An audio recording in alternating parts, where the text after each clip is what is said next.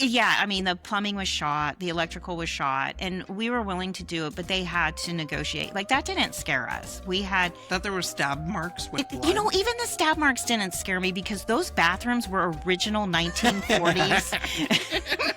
You might get murdered in that house, and there might be a ghost, but... I can overlook all of that for original tile from the 1920s. I drove around, and I see a whole bunch of cops. Oh and the cul-de-sac that's right behind his house. Oh.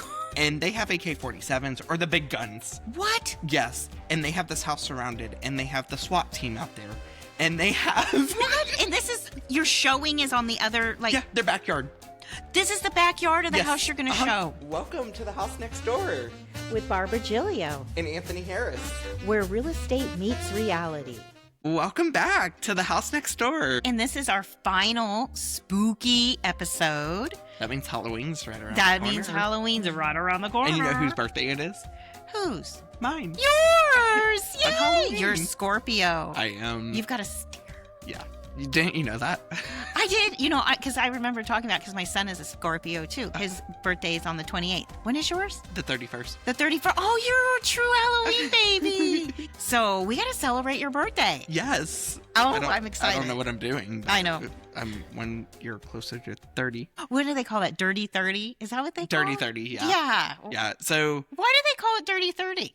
Because your 20s are actually...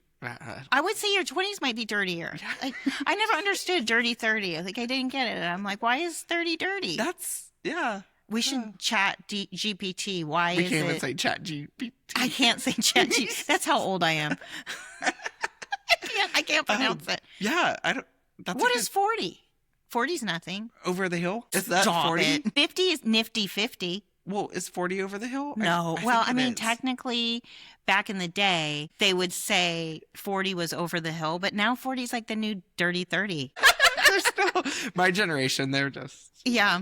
They're all dirty 30s. I mean, I feel like people are getting younger and younger for each age. Well, and I feel like when you look at people, like you see it all the time on Instagram. Mom, I don't know how old she is, but she's very active. She's in her late 70s, and you would never know it. But you know when they show how old the Golden Girls were, really? And then you compare, like they'll show a picture of Jennifer Aniston or something, and it's like, it feels like people now look so much younger when they're older. It's Botox. It is. I was going to say, we probably have better diets, Botox. Better diets, not me. Yeah, I know. We talked about that. We just had some chocolate, the pumpkin chocolates. Okay, so Speaking of the pumpkin chocolates. Oh, yes. So I had these beautiful, wonderful pumpkin chocolates because I am all about the seasons. My whole life is set by the seasons. And fall is one of my favorite. And they had these beautiful Lindor pumpkin spice limited edition chocolates. And they sell out of the store really quick. And so when I get them, I like hoard them. And I had them in this pretty little bowl on my counter. And I have Newfoundland dogs. Roomy's 150 pounds-ish. And they look like little grizzly bears. I live with little bears. And Bevo, he's more like 120-ish. And we came home from dinner. We were podcasting. And we came home from dinner, and the bowl was on the ground. There wasn't a wrapper in sight. All the beautiful little Lindor chocolates were gone. And they were just looking at me. And they're so good. And they were so good. And they ate them all. Did they get sick from it? No. Those things can eat anything. They ate a bottle of Tums. They didn't get sick. They ate a box of Dramamine. They didn't get sick. They did eat cough drops. And I was really worried because that can cause their heart to stop. But no, they ate them and they were just stuck in their tail. Chocolate's bad for dogs too, right? Oh, they ate a whole thing of Baker's unsweetened chocolate. Cocoa, when we first moved in, they broke into... We have barn doors on our pantry and they know how to get in. So when we first moved in, we didn't have a secure thing yet. They broke in. They ate a box of unsweetened cocoa. Then they were thirsty and went and drank out of the toilets. And so when we came home, it looked like somebody had the worst case of diarrhea because they slobbered brown chocolate all over the toilet bowl. It was awful. So yeah, those. Did you take any pictures of it? No, I should have. Should have. But those. Then you would have been going through your pictures. Like, people would be like, "What happened to your house? Colonoscopy prep much?" and so those Lindor chocolates, that was nothing. That was like a walk in the park for them.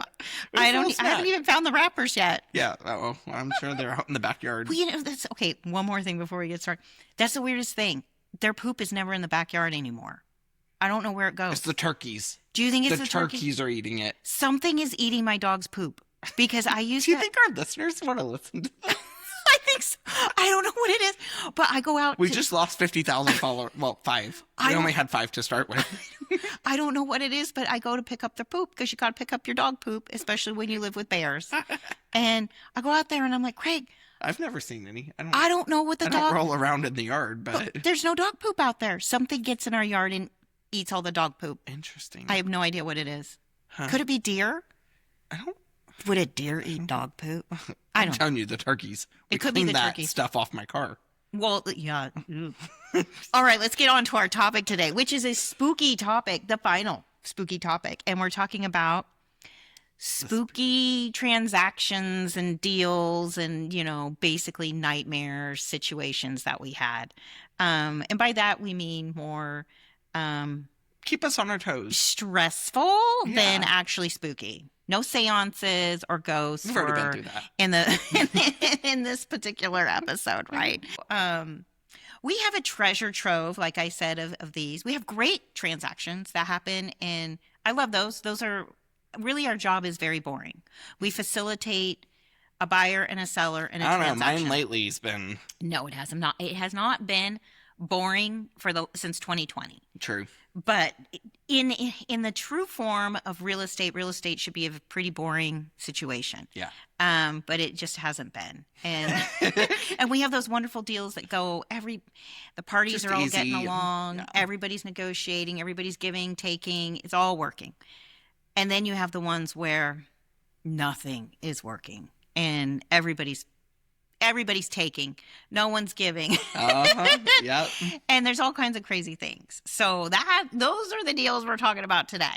So do you want to start, Anthony? Well, I guess so, because I just went through mine. Yeah, you Yeah. just recently had a very big transaction. It was a very stressful, still is, transaction. And, we're not closed yet. So my mother, she's a realtor. I love that this was with your mother. She Yes. was the other realtor on the other end. We got to go in it together. She represented the seller. I represented the buyer. And by the way, we're at 2 different brokerages. She got a phone call for an individual that wanted to buy her listing or wanted to see her listing. But he needed to sell his house to buy her listing. And so I went and showed him her listing. He wanted it. So we listed his house. We got it under contract fairly quickly. And pretty much where we were in negotiating was just trading houses. He made a little bit, but not much. And this is in a very small town, again, in Texas. So, and that's the fun thing about Anthony and I. We work in Austin and Round Rock, Cedar Park and all of that. But we also work in really small towns surrounding the Austin metro area. And not a lot of agents do that. I was going to say, it takes a special agent to work in these small towns. It takes a special agent who, one, knows the area well enough and kind of knows these weird situations that come up. There's a lot of cool little towns, especially if you have clients that like unique or historic properties. You got to kind of go out on the fringes, but you can't just go out and not know what you're doing. You have to do your research and you have to be familiar with these areas in order to Another big help. one lately is Temple. Temple, and I feel yeah. like it's growing, but that's one that it's very localized. You got to know. You really have to know Temple, and that's where I almost bought that. I put that offer in on that historic home. That since it's Halloween, it was straight up haunted. It did No have. question. It had a murder room. It did. I know we're not. No, let's go into it. I want to know. So loved Squirrel. this house. We had an offer in. It was contingent on us selling our house, and our house wasn't even on the market yet. Yep, that's what a realtor does. They put an offer that's contingent on a house. You're doing what you tell your clients not to do. Without my house even being on the market. It was the inspection and all this stuff, and And on top of it, the house had no operable plumbing, and it also had knob and tube wiring, so everything had to be redone. I mean, we're talking You like projects. about 120K just to be able to flush the toilet and flip a light switch so the house doesn't go up in flames. Okay, just starting. Minimum of 120. Don't even get me started on the windows. Okay, so we're upstairs, and I like a quirky house. Yeah. We're upstairs, and this room was going to be my office. And I noticed, now that I was spending more time in the house, there were all like these knife marks What? in the walls, in the wallpaper, slashes, like full on Ew. knife slashes, right? Did you run? No, you put an offer. I had an offer, and I love this house. And I was already starting to kind of get the creep vibe in it, but I was not admitting that to myself. Did Craig feel it? Well, and then I noticed, I said, Craig, do you see, does that look like blood? And in some of the slashes, there was red, brown, oxidized ooze. Ew. And then he's like, oh yeah, and look. And then we started following it, and it was like on the frame of the door. And it's just like spots, not like massive blood, because we would have noticed that. And with the pattern of the wallpaper, you really couldn't tell that there were slashes until you're like standing in the room for an hour looking around. And it's going to be your office. It was going to be my office. Perfect for real estate. Murder room. And so we had a local designer. So he lived in the historic neighborhood, him and his wife, wonderful people. And they're kind of like the Chip and Joanna of Temple. And they lived in old houses. They renovated them. His wife actually went to school with the family's son who owned the house. And he was now the seller. And she's like, I dated him in high school, and I actually had sex in your house, Barbara. Ooh, TMI. TMI. And so anyway, so I asked him, I'm like, is this the murder room? I mean, look at this. And he wouldn't answer me. He's like, oh, and he was filming because we were, talking about what we wanted to do in each room. Yeah. And so he was taking filming, talking, so he didn't have to take notes.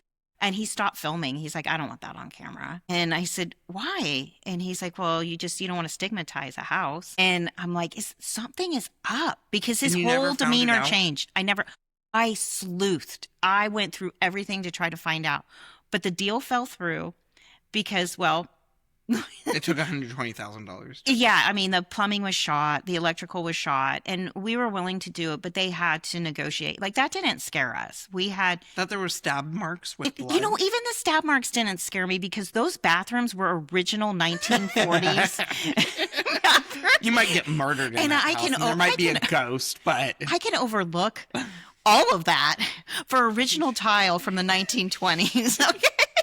I think you could go to Round Top and find that. So I tried, but afterwards, and I'm friends with them now, the designers, because I looked at other houses in Temple and ended up coming down to Smithville instead. But they said afterwards, they're like, Barb, we are so glad you didn't buy that house. There was a lot that happened in that house, and just a lot of trauma. And they said the grandparents who owned it were very sweet, kind people, but the father, he had some issues. The sons had some issues. And so it could have been, I don't think anybody was murdered, but it might have been like a rage. They were injured.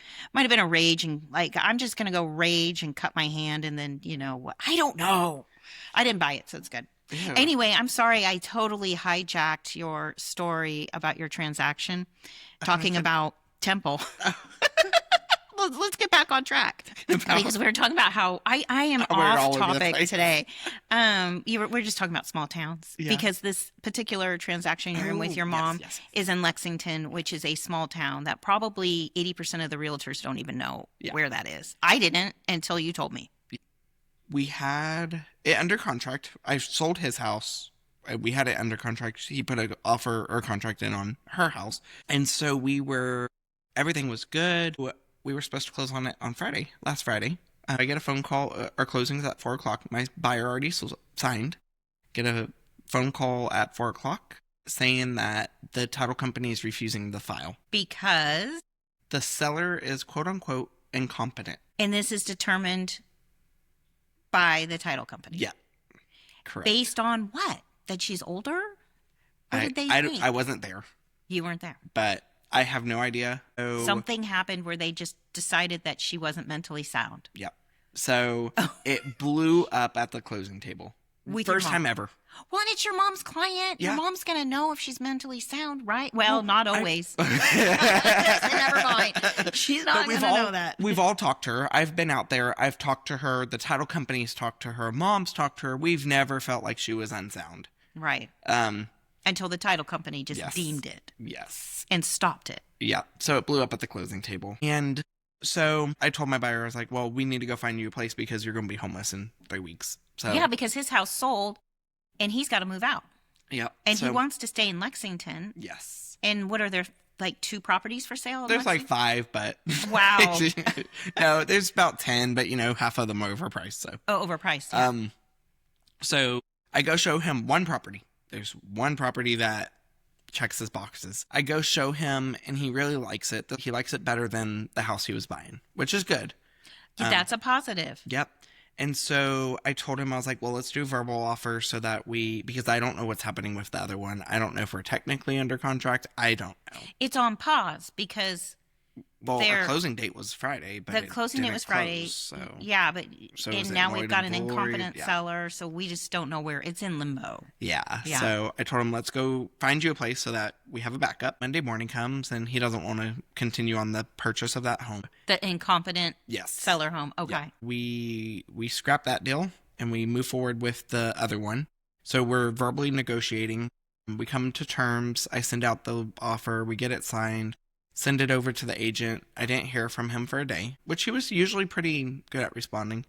So the next morning, I'm driving to a showing, and I think it was the daughter or the sister of the realtor, the listing agent, calls me and she says, hey, so-and-so, the realtor, had a stroke last night, and he's not able to communicate right now. Oh my gosh. And so I was like, that's not good at all.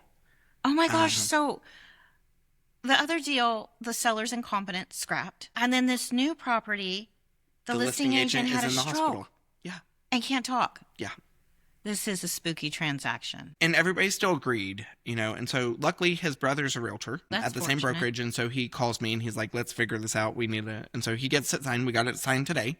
Oh, But I was like, out of all transactions, and it's a small transaction with sales Yeah. price, and we've all worked super hard on it. Hopefully we'll get closed.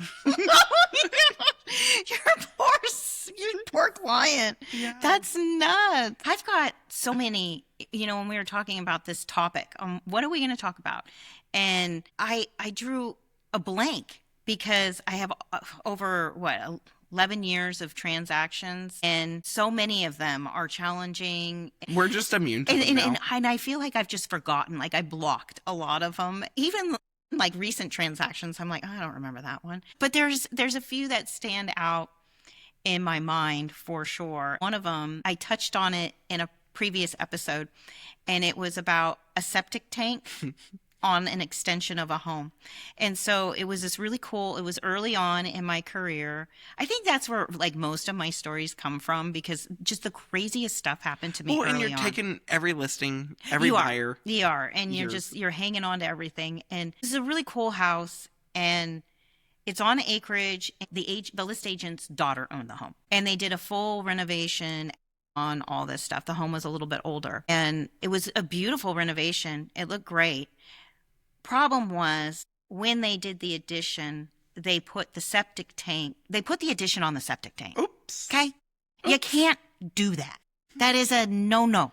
Well, and you're supposed to pump them once a year Yeah, and you can't Just- get to pump it because it's covered up. with a slab.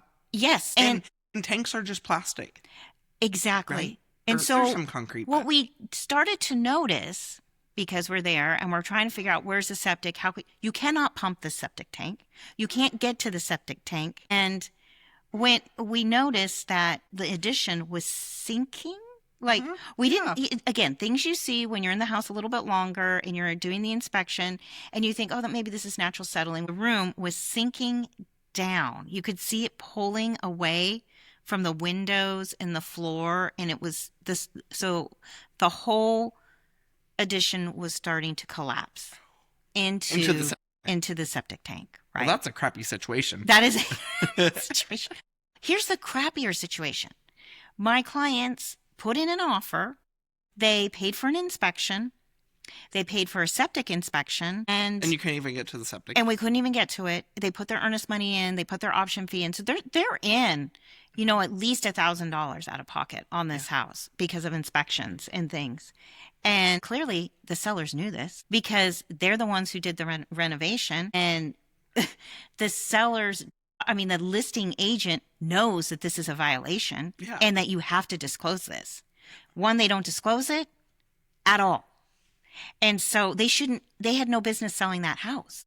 And the fact that they didn't disclose it, if we had known that you can't access the septic tank and that the extension because it's underneath and that they built an extension on the septic tank, we would have never considered this home. Well, and the county won't allow that either. No. And my clients wouldn't be out a whole inspection. They wouldn't be out their option fee. Did you try option to get the money fee. back from them?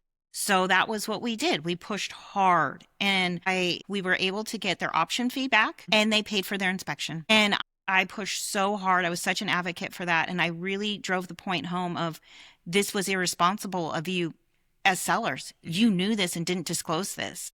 That you're not being ethical, and you're a realtor. You're taking people's money knowingly and putting them in this situation where they're falling in love with a house, giving you option fees. And you're just like, what, collecting option fees because the house they pulled the house off the market. They did. And I was like, good. That was the right thing to do. That takes me back to when I first got to Realty Austin. Literally, I'm in onboarding. In the meantime, I had a transaction where I had a great buyer. It was an older 70s home in East Austin. That's a spooky one too. Do we have time? We have about 5 minutes. Okay, You wrap it up. Take us home, Anthony. I was looking for a house for him. We looked at a bunch in Southeast Austin, and I get to the listings early typically, and I drive around. I get there really early, and I thought it was tenant occupied or owner occupied because that's what the instructions said. So I waited until like 5 minutes before, but I drove around and I see a whole bunch of cops in the cul-de-sac that's right behind his house. Oh. And they have AK-47s or the big guns. What? Yes. And they have this house surrounded, and they have the SWAT team out there, and they have... What? And your showing is on the other, Yeah, their backyard. This is the backyard of the house you're going to show. And all I hear is, so-and-so, you have a warrant for your arrest. You are surrounded by police. Come out with your hands up. My gosh. And so I'm like, what am I going to do? So, and my guy drives this brand new, beautiful blue Tesla. He's just pulling up. And so they get there, and I said, which way did y'all come? And he's like, I came that way. And I was like, well, did you see all the police? And he's like, no. I was like, well, there's a SWAT standoff in the backyard. Is that a deal breaker? So then the agent asked me for feedback. And I was like, well, it would have been good, except there was a SWAT standoff in the backyard. Not a good look. What did she say? Nothing. She's like, thank you for the feedback. So I forgot about that one. The clients loved it. They thought it was entertaining. And they even went out into the backyard to go see what was happening. I was like, y'all might get shot. Like, you should probably come inside. Were they considering it, or was that? No. No, not at all. They thought it was cool, though. Anthony has such good stories. I'm telling you, he's got the best. Yeah, so they did not buy the SWAT standoff house. Yeah, SWAT standoff. That's something else.